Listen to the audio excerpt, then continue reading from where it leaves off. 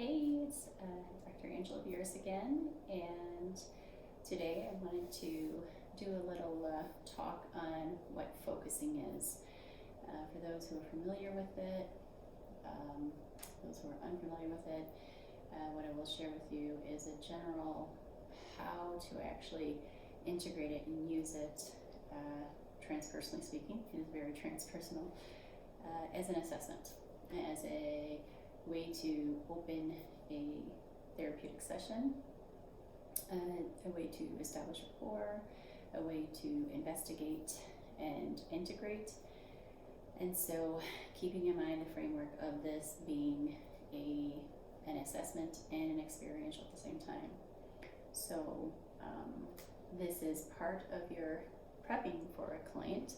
And so what you would want to do is you would want to engage this sort of practice yourself to prepare for the ways that you want to authentically apply it to the client you're working with, and obviously looking at if it's appropriate to work with a client in this way. Some clients who had significant trauma, especially physical or sexual trauma, even relational, might not want to jump right into getting into their felt sense of their body and feeling things. So keeping that in mind, so doing your assessments on what modality, what practice they use with them is important, how this may or may not work for them, asking them, checking in with them, and asking them if this is kind of, give them a detail, this is kind of what this exercise might do for you.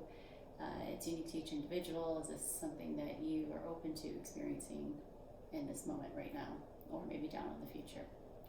So always giving them that opportunity to consent and give permission is important. And also asking them for their need for safety, that they need possibly a reassurance that they could stop when they want to stop, and coming up with a code word or something like that that say, enough. It could be something as clear as that, or something else, a number, whatever that is, and honoring that, and doing your internal work to release and let that go, that they are in their place of where they are, and to respect that. And so with Genlin, Eugene Genlin, he would say, he has said that he did not necessarily come up with this technique, but rather put actual steps to it, right? So giving it that workable framework to kind of see, engage where you're at, what you're doing, so that way you can apply it, time and time again, uniquely again to the situation, to the person, and to the needs. So I'm just going to be reading from my notes, so I stay on target. So again, practice on your own, and then imagine, in your own mind, what it would look like with a client, maybe your ideal client, your least ideal client, with someone in between, before you actually try it out with someone. And again, you don't have to do it perfectly, but communicating with the individual will be very informative for you, and how to use this. So the question surrounding this, comes from this week and, last week. What does it mean to prepare for a therapeutic experience, right? What does it mean to include a non-ordinary state of consciousness, which essentially a focusing experience does invite that in, does offer up the opportunity to evoke an NOSC, non-ordinary state of consciousness. So to prepare for a focusing experience, such as Genlin's steps that he gave, the first one is acknowledging that you need to clear space, that you want to feel a sensation within your body, and that you need to navigate it or handle it, address it, befriend it, and that you want to feel some sort of connection to it, or resonance, to resonate with it. Maybe it is in opposition to that feeling, but there is some sort of connection to it. and some kind of deeper, like, there is something here, and that feeling like, I feel that there. You know, something just very basic and subtle of that, like, it feels in the pit of my stomach, or this tension in my back, and that could give you so many messages in that. And that's why I'm stressed, because I've been holding my back and sitting uncomfortably all day long, or something like that. It started when I was really upset earlier today when somebody drove past me too fastly, and I just kind of locked into that position all day, or for the last hour, and haven't been able to really release it, let it go, and acknowledge it, befriend it. And the fifth step is that aspect of connecting with it, where you clarify, you ask questions to the sensation, to that part of your body, to your deepest self, of like, why is this happening? As I just mentioned, I notice my back is like that. Maybe I threw it out. Carrying a backpack, or moving boxes, or picking up, a nephew or niece or my child. So I kind of baby it a lot, or I fear it, or it really is hurting, so I have to. And so it's affecting other parts of my body, and I haven't really addressed it. Okay, what do I need to do to address it? Do I need to stretch? Do I need to go and somehow figure out how I can get chiropractor appointments? Or can I just genuinely sit with the acknowledgement that this is an issue for my body, and that I need to find ways to compensate for it, other than dismissing it or ignoring it, just pushing through. And further and further clarifying. And the last step is actually just receiving what the messages are saying to your body, receiving what your mind is connecting to your body, and working together to create a story, a narrative, a response, a reaction, and your ability to, in the least judgmental way, receive what that message is, and trusting your intuition of what feedback your mind is working with your body to give to you.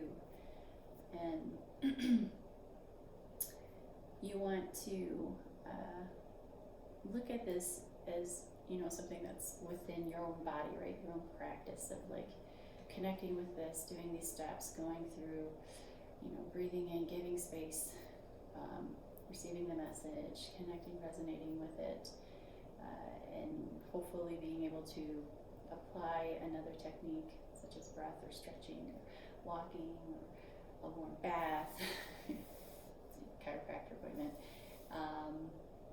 a deep sigh, deep cry, belly laugh, whatever it is, somatically, viscerally that moves the energy, and maybe releases, or maybe just allows it to kind of reduce, dissipate slightly. These are all, it's a very personal experience that you can have, and very profound one. And when you work with a client, again, the practices that you do on your own will inform how you're witnessing a client, how you're able to see if, they're able to work through these steps, if there's a step that they're stuck at, and how to guide them through that, how to ask questions, frame them in a way that is guiding but open, allows them to still have sovereignty, and for them to be imperfect, and or for them to be like straight to it if they do know, and for you to kind of just sit with that and be open to that and welcoming of that. And so in that case, when you're working with a client in this sense and supporting this sort of space and this sort of connection and activity, you are able to see that it is a parallel process. Talked about that a little bit, and I'll continue to talk about that throughout the semester, that there is an experience that you're going through as well as your client, and sometimes they can be attuned and aligned to one another, and knowing when to say something, such as, I'm noticing how your body is positioned right now, and I'm noticing that your face looks more tense, or that you're taking more shallow breaths or less breaths. You've been holding your breath. I'm wondering if you would like to, shift that and, try this exercise or that. And part of that attunement and alignment is like by you feeling those same sensations with them. You'll notice at times when clients are talking so fast and they're processing, you're like, I have not taken a breath. And it's okay to say, hey, I would like to take a moment here to pause and say, let's just check in with our body. Notice what's going on, what sensations you feel. If you want to create comfort, you want to address a problem. Different approaches, creating comfort would be applying some kind of relaxation, breathing technique, visualization, meditation, or in the sense of resolving a problem that is really going into the clarifying, while creating more space by breathing, clarifying questions, and also holding that space for you might not resolve the problem in this session. But you could get them started on the path for that. So just paying attention to, assessing yourself and where you're at, as well as with the client. Sometimes they're in alignment, sometimes they're not. And so it's really good to just be willing to take that risk to ask them that question. How are you doing? What are you feeling? Are you interested in continuing this? Would you like to stop? Do you feel complete with this for now? So again, just going to read from my notes. Where are you feeling? Sensations within your own body. And again, if you can notice that within your client, ask them to, if they are open to it, identifying the space, the particular area in their body where, of where the sensation is, what that sensation is like, to describe it, to offer up to them the notion of being gentle towards themselves, and to work towards an openness towards their own experience, but to also not force down that they need to be positive towards themselves, that even within their own self-critique and negativity, there's a lot of feedback you can get, and maybe it's not the right moment to say to them, I notice you're kind of really mean to yourself in this moment. Maybe it could be something you note for later when you notice it come up again and there becomes this theme, right? Or maybe it is really necessary and you really feel that this is an appropriate time to say it, checking with yourself, how is the appropriate way to say it to the client that's in service of them and not, for you.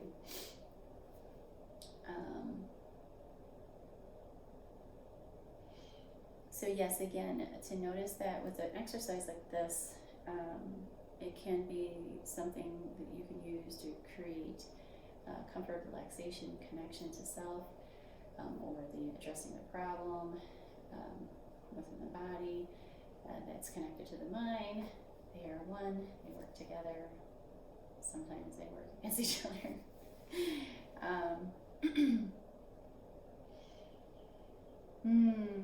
And another notion, another important factor, as Jen says, that it can take a while for some folks.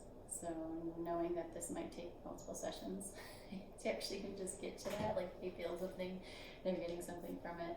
They're asking clarifying questions and they're actually receiving responses. And in general, in a good ideal session working with a client, it give you like 2 to 3 minutes to really just get into that clarifying space and to be able to center in to a sensation. It could take 2 to 3 minutes for that. So yourself being comfortable with this unfolding of time, which for in a 50-minute session, 55-minute session, which is the way our model works right now therapeutically,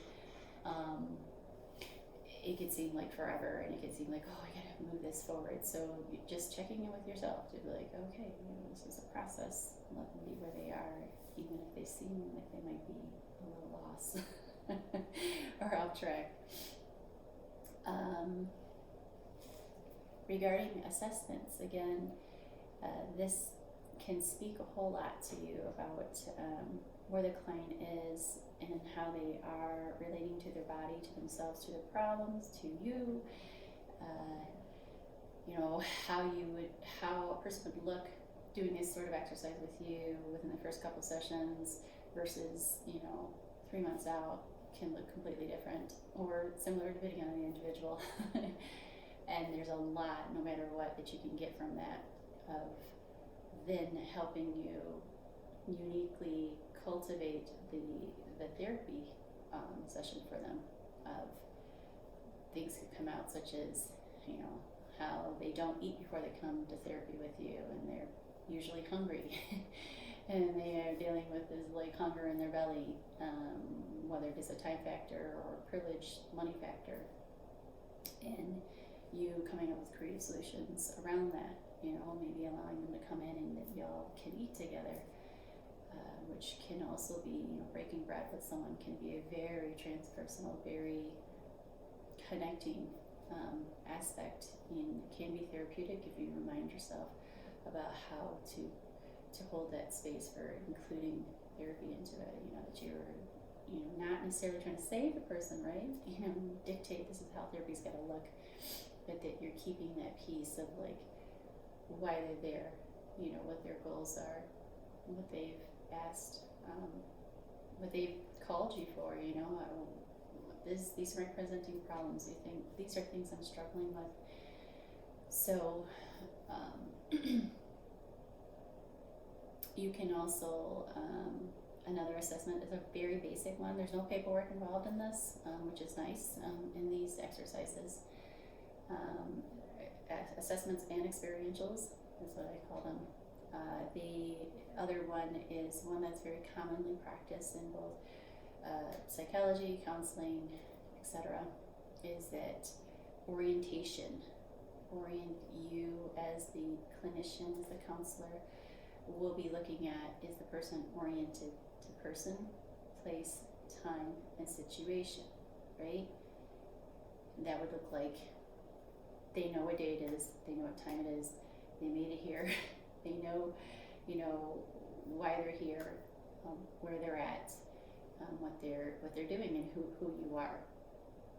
And if people are struggling in any of those areas, you might want to orient them, remind them, have a conversation that's brief or maybe long if needed, depending on if they have psychosis or mania or things like that, trigger or PTSD, to bring them back before you actually do some kind of exercises like this, because exercises that have the potential to evoke a non-ordinary state of consciousness in NOSC, those are certainly not necessarily always the greatest fit, especially out the gate, out of beginning of a session or the beginning of working together period, or right out of some significant trauma or mania or psychosis that's going on, to just continue blasting them further off out of their body and into the collective. So establishing if they're oriented, and you finding a way to orient them based on what works for them. And oftentimes that can be getting them situated, like, hi, Mr. and Mrs. so-and-so, their name, or using their first name basis. How are you today? The small talk. What did you eat? How are you doing? What would you like to work on today? Very basic questions that just don't even seem like scientific, but they are part of orienting a person and getting them to come back, and anchor. And so you could also, I just want to run you through a real quick body scan, right? Let's sit here and or stand, or whichever works for the person. Maybe they like body movement. Maybe they like to sit in a chair. Maybe they don't like to close their eyes. Maybe they do. Asking those questions, clarifying questions, because you're feeling into the person, right? The felt sense into the person. So you can attune with them. And just basic, you want to sit back in your chair. Okay, how's that chair? Small talk. all right, is it comfortable? Do you need some tissue? Do you need some water? Very basic things that are comforts to making a person feel safe and respecting if they're not connecting to you, if they aren't oriented to person, place, time, situation. And this is something you want to get mentorship on ongoing to figure out ways that are unique to the person. If you've tried ways to orient them and it just isn't kind of working, normally that would be more in spaces like ER rooms and inpatient centers and things like that, but you can see it in outpatient. So, life is very triggering at times, and people can have a flashback or be pulled into a regression of their mental state. So, very basic things. You don't need paperwork for it. You do want to document, their progress, how they're doing. Basic, like they were oriented, person, place, time, situation, oriented before. And that you ran through an exercise with them, they responded well to it, or they didn't. A theme of their basic struggle, you don't have to give a long, sentence or anything like that. But this is, your ongoing assessment for you to see what you've used, where you've gone with them, how they progressed, regressed, and responded to it. So very basic assessments that can help psychedelic integration, other transpersonal approaches, modalities, and psychedelic integration. The orientation is, a very unique thing. If you are obviously working as an integration therapist and you don't have the qualifications, certifications as someone who can administer, facilitate, guide, support, whatever that role is identified as legally, it's different. If you're in that role, or you're part of the actual experience with the medicine and the teachers, plant and fungi teachers, then orientation looks a little different. But usually in an integration session, this is post, right, or prep. You want to see if they're grounded, and you want to be real and upfront with your clients. If you have concerns where you've been working with them for a period of time and they have difficulty orienting, and you may want them to explore ways of getting them more psychologically, emotionally stable, to be able to come to and experience these medicines, because they will, again, blast them off even further into the ether. So it can be a very scary experience, and it can be very, very intense, especially for those who are supporting them through it. So those are factors that you would need to keep in mind of, how much support is good support with respect to their sovereignty. But if they're not psychologically, emotionally, and even spiritually stable, I would say that there's still a lot more assessment, a lot more prep that needs to go into preparing them to have intentions to have an experience that gives them what they set their intentions for, their goals, if you want to call it that. They want to get out of it, what boon they want to bring back.